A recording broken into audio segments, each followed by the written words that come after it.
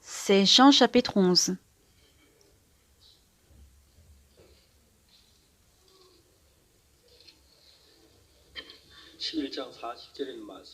Jean chapitre 11, verset 40. Jésus lui dit, « Ne t'ai-je pas dit que si tu crois, tu verras la gloire de Dieu ?» Il y a une fois, je suis allée à Springfield et j'ai rencontré la femme d'un frère qui me disait, « Pasteur, mon mari, il est dans les épreuves et il veut arrêter le ministère. Alors, il vient pas pour les réunions des pasteurs, il reste juste dans sa chambre. » Alors, j'ai envoyé des pasteurs pour qu'ils viennent me voir. Alors, ce frère, il est venu, il me dit, « Non, pasteur, c'est pas possible pour moi. » Et je lui ai dit, « Mais qu'est-ce qui ne va pas ?» Et ce frère, il me disait qu'il a lu le livre de 1 Samuel sur Hopni et Phiné, alors qu'ils étaient dans la tente d'assignation, dans le tabernacle, et puis ils commettaient le péché avec les femmes qui étaient à l'entrée de la tente d'assignation. Alors le père des deux, Élie, qui leur disait, « Mes enfants, j'entends de ce que vous faites du peuple. Ce que vous faites n'est pas juste, car si vous péchez contre l'homme, Dieu peut vous pardonner, mais si vous péchez contre l'Éternel, qui pourrait vous pardonner ?» Et il a parlé ainsi sérieusement, mais ses enfants ne l'ont pas écouté. Alors, on peut le lire dans la Bible que c'est parce que Dieu avait décidé de leur ôter la vie. Alors, ce pasteur qui a lu ces versets, en effet, c'est tellement ridicule que une personne qui lit la Bible et qui tombe dans les épreuves. Et il se disait que, ah non, c'est pas possible pour moi parce que Dieu a fait de sorte que rien ne marche pour moi. Mais ce qui est important ici, il n'y a rien de décevant, parce que à chaque fois qu'on rencontre un événement décevant, Dieu résout le problème. Avant d'avoir la foi, on est déçu, mais après avoir eu la foi, il n'y a aucune chose qui n'est pas résolue. Moi, j'ai lu Jérémie chapitre 18. Dans Jérémie chapitre 18, il y a le potier. Alors, il va prendre un bout de la terre et puis il peut en faire de ce qu'il veut. Et ce qui est intéressant en effet dans ce verset, dans chapitre 18, verset 18,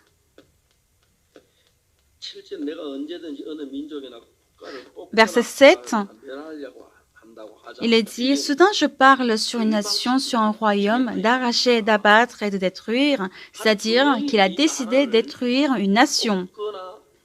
Alors que Dieu, il a décidé d'arracher, d'abattre et de détruire une nation. Mais ce qui est important, si on ne voit que ce verset, on se dira que alors on est mort. Mais quand on voit au verset 8, mais si cette nation sur laquelle j'ai parlé revient de sa méchanceté, je me repens du mal que j'avais pensé lui faire. Alors que Dieu avait décidé de les détruire, mais s'ils reviennent de leur méchanceté, Dieu se repent du mal qu'il avait pensé leur faire. » Puis au verset 9, « Et soudain je parle sur une nation, sur un royaume, de bâtir ou de planter. » Planter, c'est-à-dire c'est un peuple élu.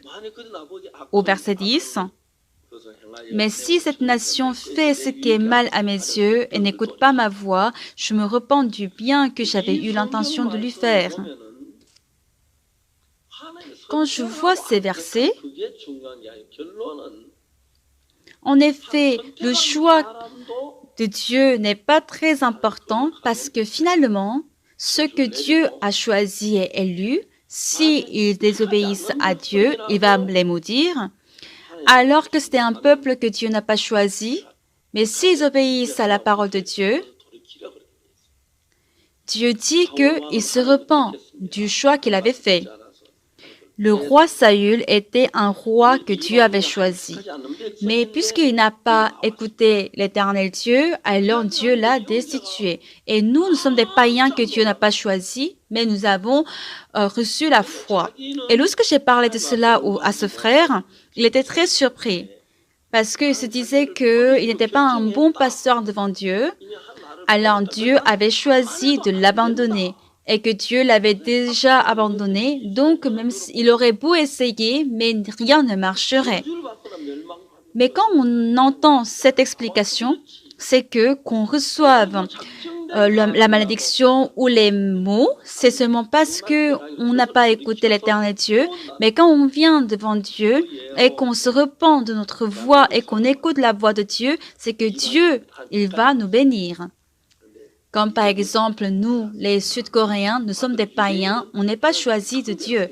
Mais lorsqu'on croit en lui, on reçoit le salut. Par contre, les Juifs, ce sont un peuple élu. Mais puisqu'ils ne croient pas en Dieu, c'est pour cela qu'ils seront détruits. Alors ce frère qui a entendu cela, son visage a changé. Il était heureux, il était joyeux. Et il ne savait pas quoi faire parce qu'en tant que pasteur, il se disait que ah non, moi j'ai pas bien agi donc Dieu m'a abandonné et que se disait que non, moi je vais pas continuer à faire le ministère, je vais abandonner parce que rien ne va marcher. Mais le diable travaille de sorte qu'on ne puisse pas avoir la foi en Dieu. Mais lorsqu'on voit exactement le cœur de Dieu à travers la Bible, même si c'était des personnes qui étaient destinées à recevoir la malédiction, si on vient devant Dieu, on demande le pardon à Dieu et que on obéit à la parole de Dieu, alors Dieu nous sauve. Mais il y en a beaucoup qui mènent la vie spirituelle, par exemple Pierre, qui a renié Jésus 3 fois. Lorsque Pierre avait commis le péché de renier Jésus 3 fois, il voulait demander pardon devant Jésus, mais il n'a pas eu l'occasion de se présenter. Et ainsi, il s'est dit que, ah non, je vais aller attraper des poissons. Je ne suis pas un apôtre.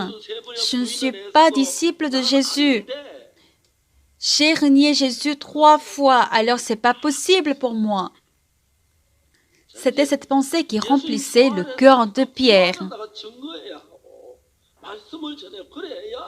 Alors que Jésus-Christ était ressuscité, alors il devait prêcher la résurrection de Jésus et en témoigner, mais il est juste allé attraper des poissons, mais il n'a attrapé aucun.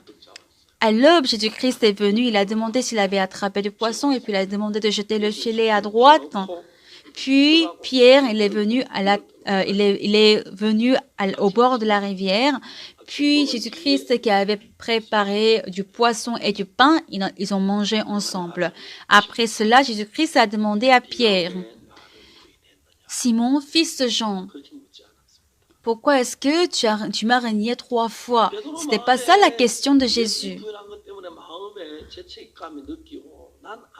Dans le cœur de Pierre, il avait déjà des remords d'avoir renié Jésus 3 fois et il se disait qu'il n'en pouvait plus.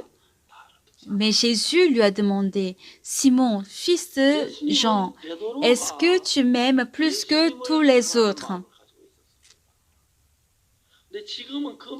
Pierre avait le cœur de aimer Jésus-Christ, mais là, juste à ce moment-là, il avait mis de côté cet amour pour Jésus et il vivait avec les remords. Et il voulait révéler le cœur d'aimer Jésus-Christ en lui. Simon, fils de Jean, m'aimes-tu plus que tous les autres? Alors que lui, il pensait qu'il avait renié Jésus 3 fois et qu'il ne pouvait plus être disciple de Jésus. Mais Jésus lui a demandé, est-ce que tu m'aimes plus que les autres? Et il a pensé, et il a vu qu'il avait de l'amour pour Jésus-Christ. Alors que le diable, il cachait l'amour pour Jésus et il montrait seulement le fait qu'il avait renié Jésus 3 fois. Alors Pierre, il disait, oui Seigneur, tu sais que je t'aime. Et Jésus lui a dit, paie mes brebis. Pardon? comment une personne comme moi qui ai renié Jésus 3 fois, comment est-ce que je pourrais paître tes agneaux? Ce n'est pas possible. Et il ne l'a pas dit, mais je pense qu'il aurait pensé à cela. Et il a dit encore, Pierre, Simon, fils de Jean, m'aimes-tu? Lorsqu'il a entendu cette question 3 fois, jusque-là, il se disait que il ne pouvait pas penser qu'il aimait Jésus parce qu'il était, il était accusé de sa conscience qu'il avait renié Jésus 3 fois. Alors pendant que Jésus pose la question 3 fois, Pierre, m'aimes-tu?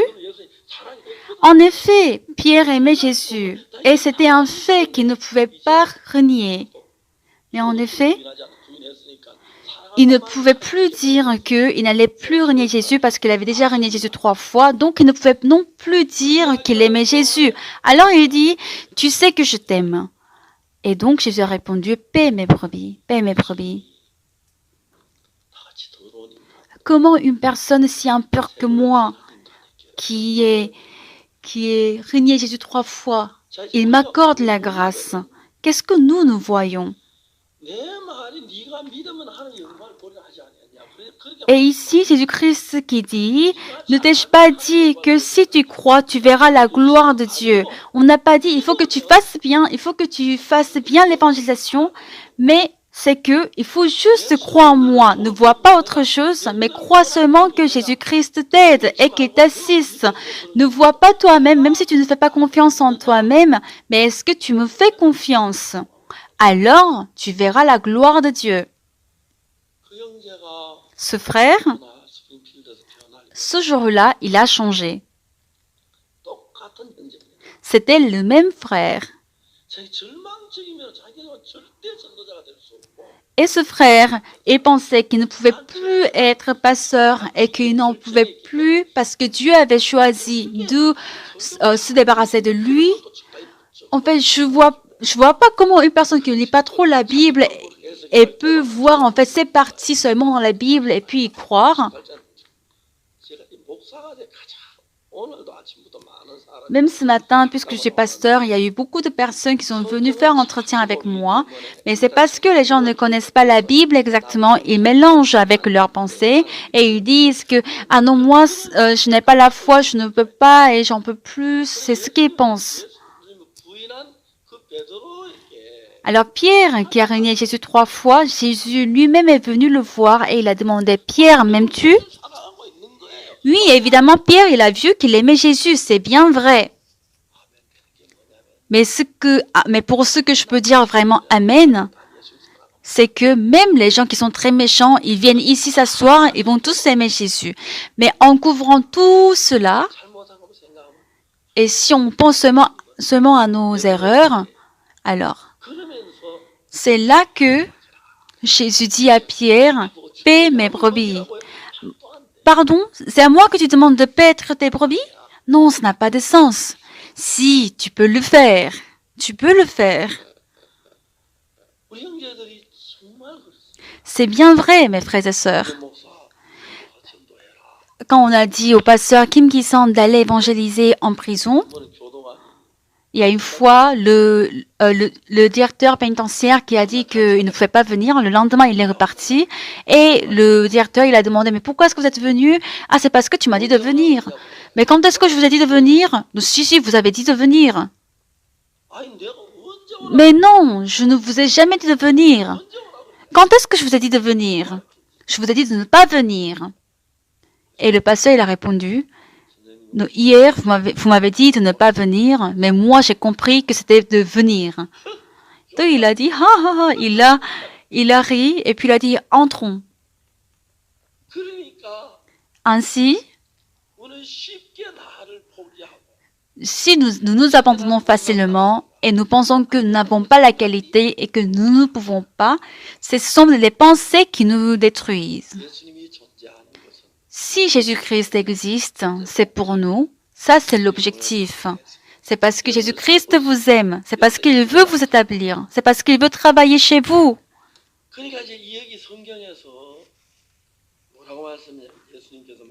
Alors, qu'est-ce qu'on dit ici dans la Bible? Il dit, Jésus lui dit, ne t'ai-je pas dit que si tu crois, tu verras la gloire de Dieu? Ce n'est pas de évangéliser ou faire quelque chose avec zèle, mais croire que Jésus-Christ m'aide.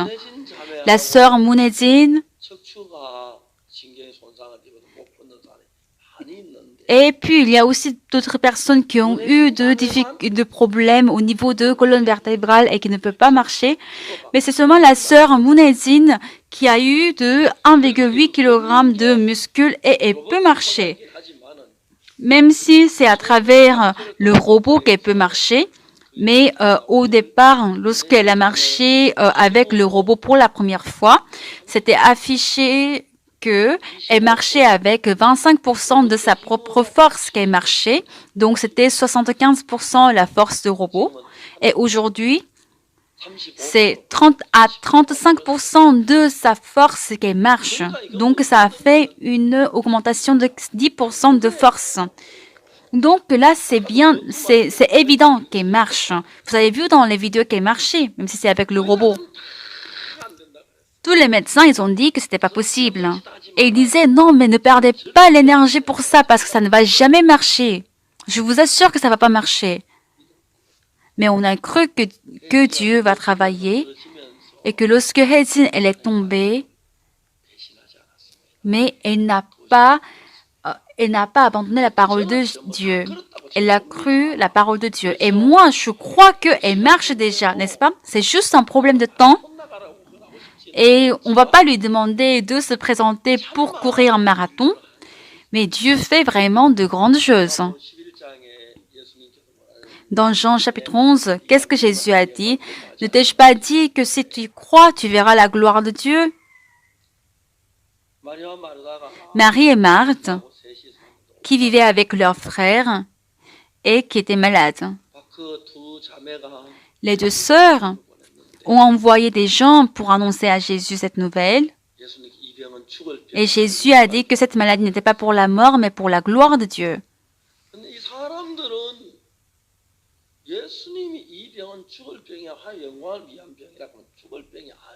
Alors, lorsque Jésus dit que c'est pour la gloire de Dieu, donc ce n'est pas une maladie pour mourir, mais les gens, plus que la parole de Jésus, ils croyaient plutôt à la situation. Alors que Jésus-Christ a dit que ce n'était pas pour la mort. Mais Lazare était en train de mourir et qu'il est mort. Et il a été enterré, il était décomposé, il sentait mauvais. Est-ce que Jésus peut le ressusciter? Oui, il est venu pour le ressusciter. Et il a dit, ne t'ai-je pas dit que si tu crois, tu verras la gloire de Dieu. Et on croit ce qu'on peut croire et on ne croit pas à ce qui a l'air de ne pas être possible. N'est-ce pas? Et lorsque nous voyons avec nos yeux, Lazare ne pourra pas marcher parce qu'il est déjà décomposé et il sent mauvais. Mais Jésus-Christ peut le faire marcher. Mais ce qui est encore merveilleux, c'est que lorsqu'on croit en ce Jésus, la même chose sera produite chez vous. Et moi, j'en ai fait plusieurs expériences pareilles.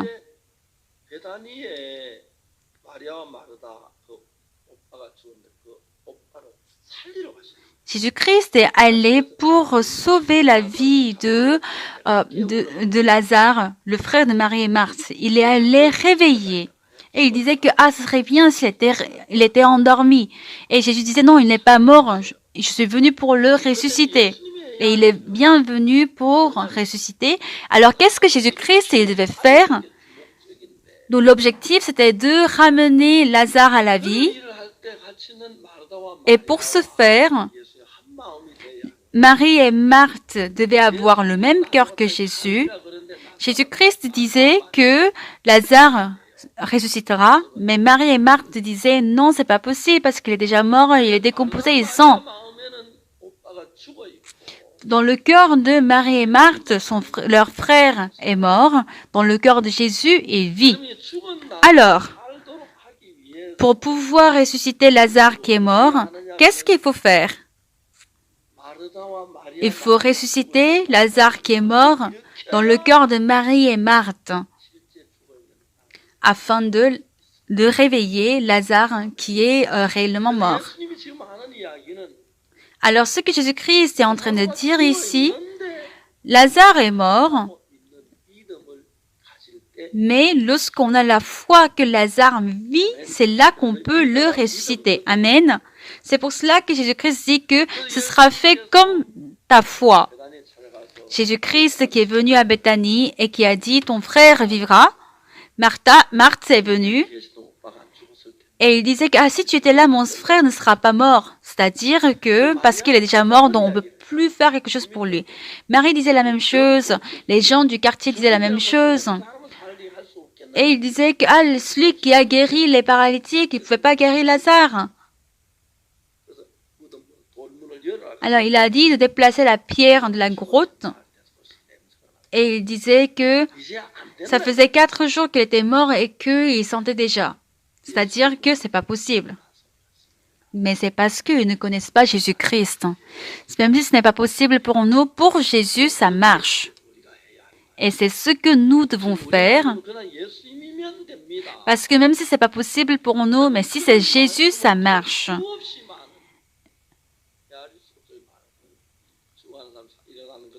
Et nous avons vu de tels travail, tout comme les personnes qui étaient vraiment presque mortes, qui se levaient et marchaient. Même le cas de la sœur Mounezine, les gens disent que non, c'est pas possible, elle peut pas marcher, ça ne va jamais être possible. Mais on a dit, mais la sœur Moon, elle n'a pas abandonné, elle a cru en la parole de Dieu. Et ce qui est vraiment miraculeux, c'est que à chaque fois que ancien Wang la voit, c'est que avant, lorsqu'elle nageait, c'était seulement ses bras qu'elle utilisait pour avancer, donc les jambes étaient traînées dans l'eau. Mais depuis quelque temps, elle commençait à utiliser ses jambes. Donc, elle avait vraiment les nerfs qui étaient inactifs au niveau des jambes, donc elle ne pouvait pas les bouger, mais à partir d'un moment, elle commençait à les utiliser. Et puis, ses jambes deviennent grosses et qu'elle a de muscles qui se forment. Donc, Dieu ne fait pas seulement ce qui est possible humainement, mais il fait également des choses qui n'est pas possible selon l'homme. Afin que cela puisse être possible, il faut que vous ayez le même cœur que Jésus. Tout comme lorsque Jésus-Christ dit « ton frère vivra », il faut dire « oui Seigneur » et y croire. Mais quand on dit que non, il est déjà décomposé et qu'ils sont mauvais, ça veut dire que c'est pas possible. Mais Jésus dit, ne t'ai-je pas dit que si tu crois, tu verras la gloire de Dieu? Marie et Marthe ont entendu cela et puis leurs cœurs ont changé. Ah oui, si on y croit, notre frère vivra. Et ils y ont cru. Alors désormais, cette parole est entrée dans le cœur de Marie et de Marthe. Ah, Jésus a dit, mon frère vivra. Avant, il disait, non, il ne peut pas vivre, il est déjà décomposé, ils sont déjà mauvais. Mais Jésus lui dit, ne t'ai-je pas dit, si tu crois, tu verras la gloire de Dieu? Ah oui, le Seigneur dit qu'il va vivre. Si j'y crois, il vivra. Et leurs cœurs ont changé. Ah oui, Seigneur, on va ouvrir le sépulcre. Puis, Lazare, il a marché pour sortir. Comme Lazare qui était mort, tout semble être impossible et difficile dans notre vie. Oui, ça ne marche pas avec notre propre force. Mais Jésus-Christ n'est pas un homme comme nous. Il est Dieu. Donc, il peut le faire. Lorsqu'on croit qu'il peut le faire, Jésus-Christ a dit, ton frère vivra.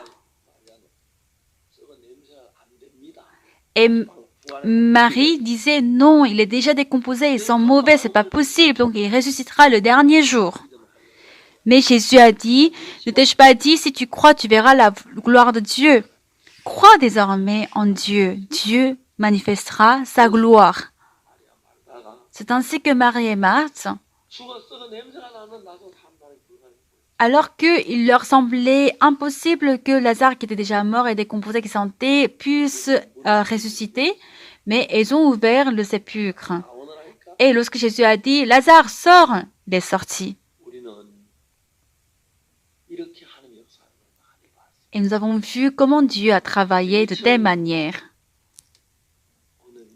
Aujourd'hui, nous sommes en 2020. Pour cette année 2020, nous n'allons pas voir Jésus-Christ comme humain parce que lui, il est Dieu et il n'y aura rien qui lui est impossible. Lorsque vous étiez malade, croyez qu'il vous guérit et vous serez guéri. Quand vous rencontrez des problèmes, ne dites pas que « Ah non, ça c'est pas possible, je ne pourrais pas être guéri parce que Dieu m'a abandonné, donc je ne peux pas. » Dieu ne nous abandonne pas, mais c'est nous qui abandonnons Dieu.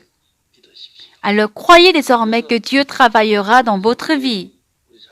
C'est pour cela que pour la sœur Moon, je crois vraiment qu'elle va vraiment marcher parce que j'avais prié pour qu'elle puisse marcher en 2019, mais en 2019, elle a marché avec le robot, mais l'année prochaine, elle va vraiment marcher toute seule et que même la sœur Choi-Suyan, de même, elle aussi, elle avait les nerfs qui étaient morts dans la colonne vertébrale et elle ne pouvait pas du tout bouger.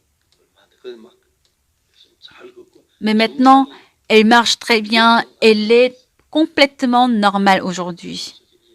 Dieu veut travailler en vous. Et ayez le même cœur que Dieu. Lorsque Dieu dit que vous marchez, croyez que vous marchez. Alors, même s'il vous paraît impossible, mais lorsque vous avez la foi, Dieu va faire de grandes œuvres. Et pour être guéri de maladie, pour être guéri du cancer, et pour vaincre toutes choses, et nous allons rendre gloire à Dieu dans l'année 2020. Et Jésus-Christ a dit, ne t'ai-je pas dit que si tu crois, tu verras la gloire de Dieu.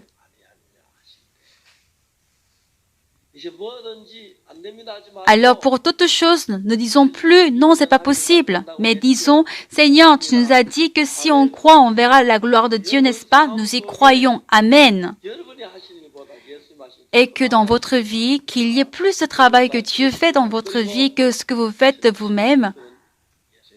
Et que dans l'année 2020, que le Seigneur vive pour qu'il puisse combler tous les besoins et les manques, qu'il reçoive la gloire et que Dieu travaille dans notre vie. Merci beaucoup.